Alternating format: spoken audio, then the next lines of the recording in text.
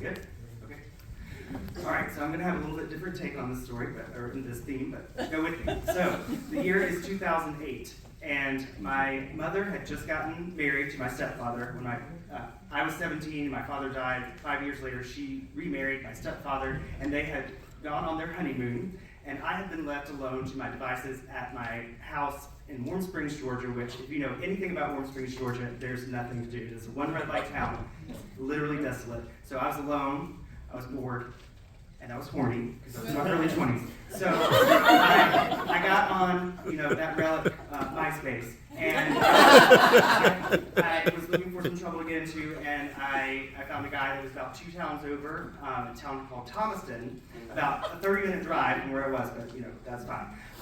We actually hung out over the course of 2 nights. I'm only going to focus on the second night.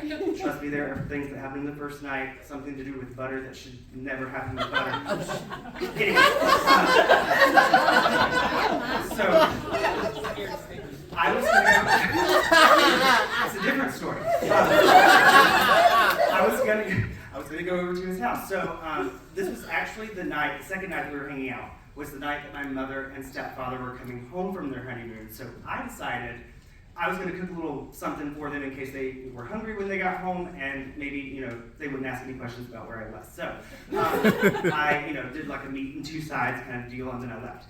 And I picked up a little bottle of alcohol on the way to his house, and his friend was over there, so we were all like drinking and smoking a little, like very tame. It was very tame. And then his friend left, and we actually got hungry after his friend left. So I was like, genius idea, I cooked food, so let's go to my house, real quick, 30 minutes away, and eat, and then get out of Dodge before my mom and stepfather get home, so I won't have to answer any questions. And so we get in the car to go, and before we leave, he actually asks if he could drive my car, and I was like, sure, and just gave him the keys. Now it turned out to be the biggest mistake of the night, but possibly of like my life. So we start heading out, and we're not 5 minutes down the road before we start slowing down, and he's pulling into a big open parking lot on the left. And anybody that's from around the Tri-County area knows that this is Perks Pool. Perks Pool is the big public pool, like it's the biggest one, everybody knows about it. And it's like 9 o'clock at night, so it's very closed. But he pulls into the parking lot, turns the car off, and says, "Get out, we're going swimming." And I protested a little bit at first, like, it's closed, and like, no. And he laid down some logic, like, I smoked my first cigarette here, and I had my first kiss here, and basically all the adolescent milestones, I did them here. So this is like our stomping ground. We're good. And it made sense. So I said, sure. And so the way the pool's set up is that like the parking lot is like way up here. The pool's very recessed, and even like the ground level of the pool is pretty like down. So we have to like walk down an embankment to jump over the fence to then get naked and then get in the pool, where we're splashing around and chasing each other. And I tried to go down the water slide when it was off. Bad. And anyway, so then we moseyed our way to the shallow end where you can let your mind wander. And anyways, just a couple of minutes went by, like really maybe seconds, and then all of a sudden, all we see are headlights above us. We can't see anything from where we are, our vantage point. So we just duck and stay quiet, thinking like, it's a Tyrannosaurus, if we're like still it won't see us. So we stay there for another few seconds, and then a second set of headlights pulls up, and this is where the shit hits the fan, because homeboy jumped right out of the pool, jumped over the fence, naked, like jumped into my car through the passenger side door, left the door open. And then, he had driven my car, so he left the keys in the ignition. He cranks the car, throws it in reverse, and peels out of the parking lot. I have barely gotten a chance to get out of, get up on the ledge. All I can see is,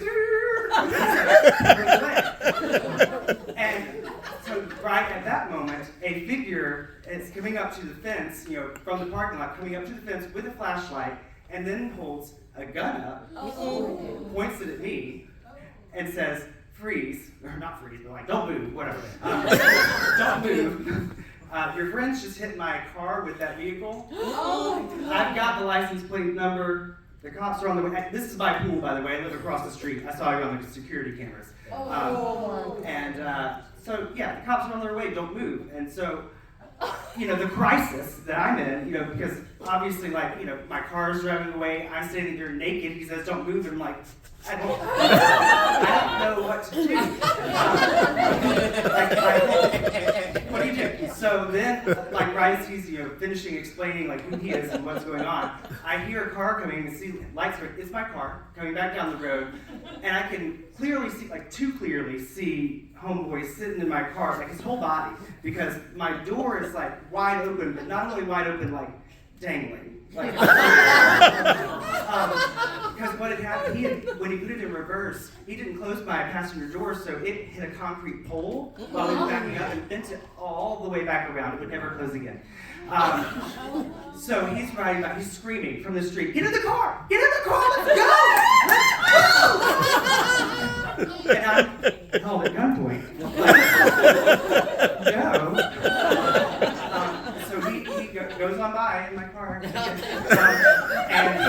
so then I asked the gentleman if I could put on some clothes because I was very uncomfortable and I didn't want to be naked when the cops got there. So he agreed. He could see I wasn't like making any big moves to like go anywhere. So he let me put on clothes, and as I'm putting on clothes, here he comes again. Get in the car!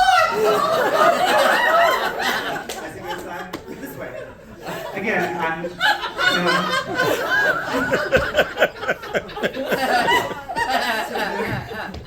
So then he comes back by, the third time he comes back by, screaming again, get in the car, get in the car. And I'm not making any moves, so instead of just going on by, he starts to pull down the embankment that we had walked down in my car, and right into the creek that leads, and then it's stuck. And so then he jumps out of the car, he's running up to the side of the fence where I am closest to, and he's begging me, naked, still, to just jump the fence and go away with him. And I'm like, with what? Like, my car. Like, what? Like, what are we going to do? My name Clyde. Like, no. So, I threw his shorts at him, and I was like, put on some clothes before the cops get here, dude. Like, our goose is cooked. So the cops got there. They took everybody's statement. They, asked a bunch of questions. They finally, put us both in cop cars, separate cop cars, and they were taking us to jail. And that was the last time I saw that dude that night. Another story. But it was, it was obvious I was going to jail. My first time in jail, I had no idea what to expect. So, like I'm panicking in the back of the cop car. We get there, we get to the jail. They throw me in a waiting room for hours and hours and hours. I mean, like, there's nowhere to sit. I'm just laying on the concrete floor. But then finally, eventually, they come to get me to make my phone call. And who else can I call but my mom? She was home, she just got home from her honeymoon. So anyway, I called my mom, not on her cell phone because it was 2008. I didn't even know she had it on.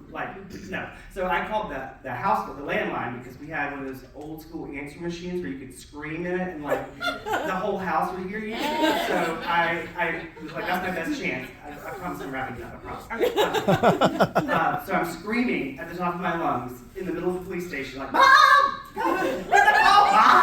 Mom, it's me! Mom! Like, literally, because it lasts, it's like a tape, so it lasts like 2 to 3 minutes. Like, it won't cut you off for a while. And so, like, it went the whole time. It cut off. She didn't come to the phone. I was like, oh no.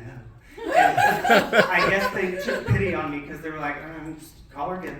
So I called again, screaming into the phone for 3 whole minutes and nothing. Like, she did not come to the phone. I was like dying. They were like, one more time. So I called again. She answered finally. She's like groggy. She goes to the phone, not knowing. She didn't hear a thing. So she's just like, comes to the, and I'm like, Mom, I'm in jail. And she was like, what? For what? And I couldn't even honestly answer the question because I didn't know what my charge was. So I asked the lady at the desk, like, what are my charges? So my charges were one charge, that was it. Giving unlawful permission for someone to illegally drive my vehicle. Never heard of such. Like before or since, but apparently Homeboy had like warrants on warrants out for his arrest. He was wanted in multiple counts. And yeah, I found that out later. Yeah, so they like threw the book at him and stuff most of the charges with him, and then that was like the one that was left over that they pinned on me. You know, I guess they felt sorry for me to want me to ruin my life and whatever. I'm fine with that. So, you know, my mom, all that to say, my mom, you know, a few hours later, you know, several $100s later, I got out of jail, and, you know, the first thing she said to me before she went to go pick up, like, she took me to pick up my car from the impound, my broken car, but what she said to me when I got out was, "You have a giant, man-sized hickey on your neck. Please cover that up before Richard sees it."